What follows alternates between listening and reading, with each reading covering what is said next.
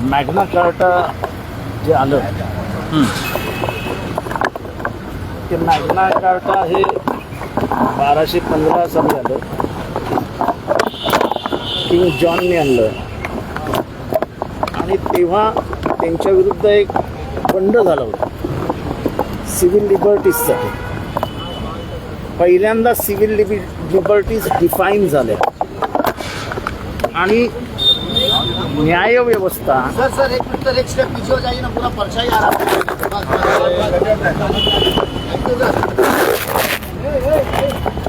अभी फिर से बोलूं.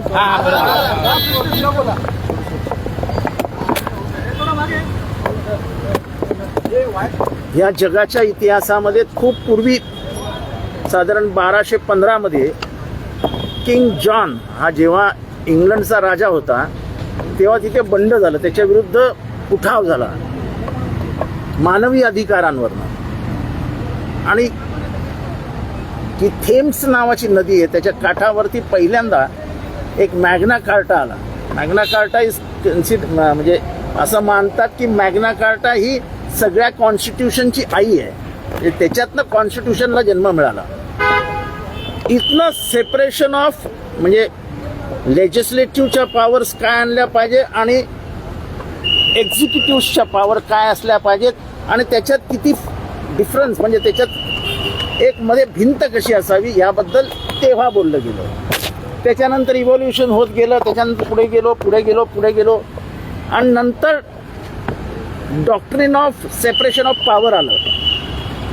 सेपरेशन ऑफ पॉवरमध्ये स्पष्टपणाने म्हटलंय की असं कुठलंही गोष्ट होता कामा नये ज्याच्यामध्ये ज्युडिशियरी ही एक्झिक्युटिव्हनी इन्फ्लुएन्स होईल आणि एक्झिक्युटिव्ह ही ज्युडिशियरीने इन्फ्लुएन्स होईल. आपल्या संविधानामध्ये पण सेपरेशन ऑफ पॉवर दिलेली आहे. आता सेपरेशन ऑफ पॉवर म्हणजे काय तर अधिकृतरित्या पंतप्रधान आणि कोणी जस्टिस हे जर एखाद्या मीटिंगला अधिकृतरित्या एकत्र असतील तर त्याला कोणीही ऑब्जेक्शन घेत नाही. पण अनधिकृतरित्या ज्याला शासकीय मान्यता नाही असं कुठेही त्यांनी भेटू नये हा प्रमाद 1215 मध्ये आलेला आहे. आणि जगाचे सगळे डॉक्युमेंट्स बघितले तुम्ही, सगळ्या कॉन्स्टिट्यूशन, अगदी इंग्लंडचं सुद्धा कॉन्स्टिट्यूशन बघितलं तर separation of power is defined. तुम्हाला का वाटतं आपण नेहमी म्हणतो की न्याय देवता ही अंधळी आहे, असं का वाटतं तर न्याय देवतेने बघून तिच्यावर कुठलीही मानसिक दबाव येऊ नये, तिच्यावर मानसिक परिणाम होऊ नये, तिच्या विचारांवर मानसिक परिणाम होऊ नये म्हणून ती पट्टी आहे. हे साधारण असं अपेक्षित असतं की जजेसने TV बघू नये, बातम्या बघू नये, जजेसने पेपर वाचू नये, जजेसनी बाहेरच्या जगाशी कमीत कमी संबंध ठेवावा असं जगाच्या लॉ मध्ये म्हटलंय. म्हणजे हा काही भारतासाठी लागू आहे असं नाही. जिथे जिथे लोकशाही राहील तिथे तिथे हे प्रमाण मानलं जाईल. फक्त ह्या प्रमाणाचा विचार केला तर मग ते सर्व जे प्रमाण आहेत आणि जे मॅग्ना कार्टा आहे ते 1215 साली आलंय, ते धुळीला मिळालं. जगातल्या सगळ्या संविधानामध्ये जे सेपरेशन ऑफ पॉवर आहे ते धुळीला मिळालं. याच्यावरती मी काय बोलू शकतो अजून. सर ये बता दें, पीएम मोदी ने कल रिप्लाई करते हुए कहा था कि उन्होंने देखो ऐसा है कि इतिहास में जाना पड़ेगा. ये कोई आज की बात नहीं है. मैं कह रहा हूं ये बात 1215 में है जब किंग जॉन ने मैग्ना कार्टा निकाला. मैग्ना कार्टा ये हर संविधान की मां समझी जाती है, चाहे वो संविधान फ्रांस का हो, चाहे वो संविधान इंग्लैंड का हो. सबसे जुना संविधान इंग्लैंड का माना जाता है, चाहे वो अमेरिका का हो और चाहे वो भारत का हो. वो सबकी मां समझी जाती है क्योंकि उस वक्त के लोगों ने किंग जॉन के खिलाफ बंड पुकार लिया था कि मानवीय अधिकारों का हरदम उल्लंघन होता है. तब मानवीय अधिकार क्या होंगे, लेजिस्लेटिव क्या होगा, डेमोक्रेसी कैसे चलेगी, इसके बारे में बहुत कुछ लिखा गया. वो आस्ते आस्ते उसमें बदलाव आता गया. उसका स्थान फिर सब कॉन्स्टिट्यूशन में आया। दुनिया में जितने कॉन्स्टिट्यूशन है उसमें सब में सेपरेशन ऑफ पावर है। जैसे हम देखते हैं कि एक तरफ लेजिस्लेटिव है, एक तरफ जुडिशियरी है, तो ये पर्दा रहना चाहिए। इसके लिए हर संविधान में लिखा है, that is called separation of power. अभी जब आप देखते हैं कि न्याय देवता के आंखों पे पट्टी बांधी गई है, वो क्यों बांधी है? कि उसने कुछ भी ऐसा देखना नहीं चाहिए कि कल अगर कोई केस हो तो उनको बाहर से कोई मालूमात मिले और वो इन्फ्लुएंस हो जाए, उस बारे में मालूमात मिलने के बाद वो इन्फ्लुएंस हो जाए। ऐसी कोई भी चीज़ उनके नज़र में नहीं आनी चाहिए। असलियत तो ये है कि जजेस को पेपर नहीं पढ़ना चाहिए, जजेस को टीवी नहीं देखना चाहिए, जजेस को ये कुछ नहीं करना चाहिए ताकि उनकी मानसिकता उस केस के बारे में तैयार हो जाए। देखो, जब सम्मेलन होते हैं, सरकारी होते हैं, जुडिशियल होते हैं, तब पंतप्रधान हो या कोई लॉ मिनिस्टर हो तो वो बेस्ट है, भाषण करते हैं।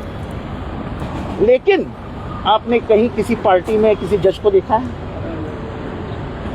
तो ये जो दूरी बनाए रखने की बात है, ये दुनिया के सभी संविधानों में है। ये भारत का संविधान अकेला नहीं है, भारत के संविधान में तो है ही। लेकिन अगर ऐसा होता रहा, सब दुनिया के संविधान संविधान का जिक्र कर रहे हैं। भाजपचे नेते काँग्रेसमध्ये पक्षप्रवेश करतायत भास्करराव खतगावकर, त्यांनी भाजपमध्येच राहावं, ते सुरक्षित राहतील असं अशोक चव्हाण म्हटले।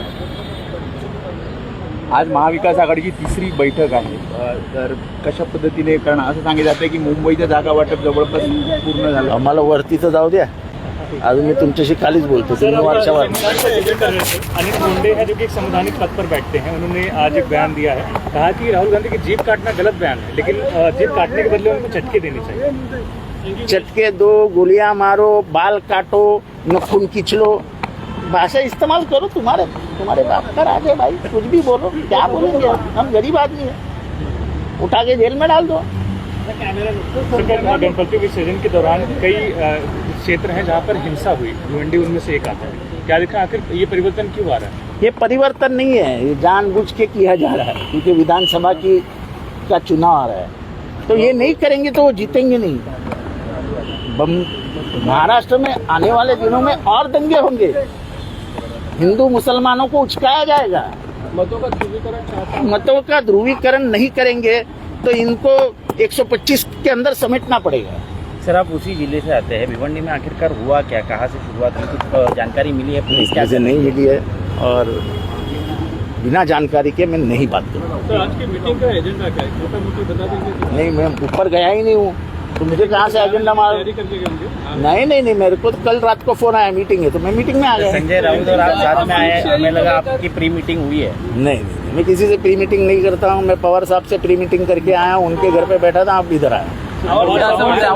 संदर्भात थोडा असा अमृता फडणवीस यांना म्हणतात की राजकारणातला कचरा साफ करण्यासाठी तुम्ही आता सक्रिय राजकारणात या।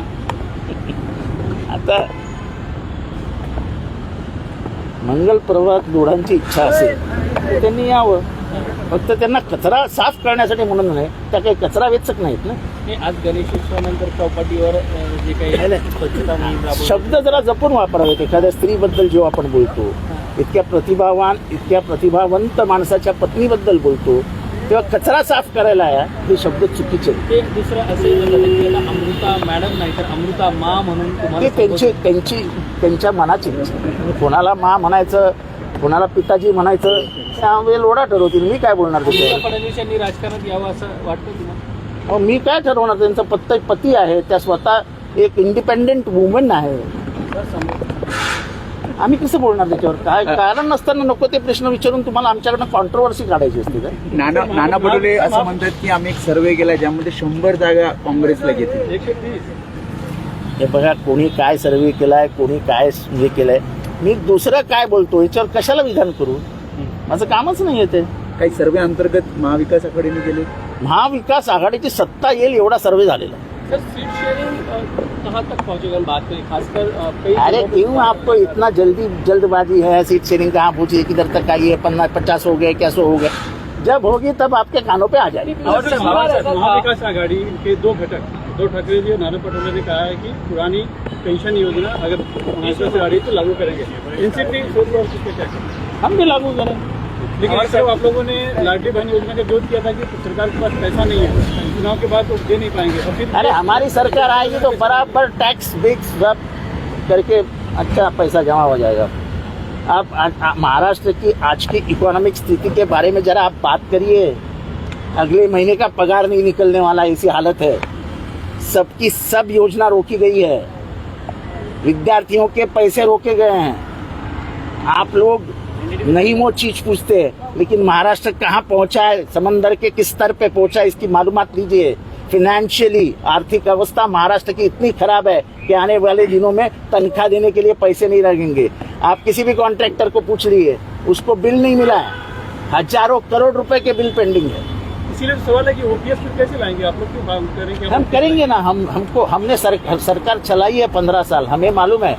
हम कोई योजना मतों के लिए नहीं लाए, हमने 15 साल सरकार चलाई, लेकिन हमने कभी भी चुनाव योजनाओं पे प्रभु ध्यान रख के हमने चुनाव नहीं जीता है। हमारा इतिहास है कि हमने लोगों को लालच देके वोट नहीं लिए। आवडसाहेब, महामंडळाचं वाटप नुकतं झालं, अजितदादांच्या पार्टीच्या हाती काही लागलं नाही, पुन्हा नाराज काहीच नाही. अहो, जाऊ द्यावं, त्यांच्या हाती काय लागलं नाही, ह्यांच्या हाती काय लागलं. अहो, आम्हाला काय करायचंय, कुणाच्या हाती काय लागलं, एखाद्या महिन्याचा खेळ आहे. आचारसंहिता लागल्यावर सगळं संपलं. आता जे काय करायचं ते 15 दिवसात हे सरकार करेल. पोलीस केस, ह्याची कंप्लेंट, त्याची कंप्लेंट, हा चालू आहे. 15 दिवस आहेत आता. थँक्यू.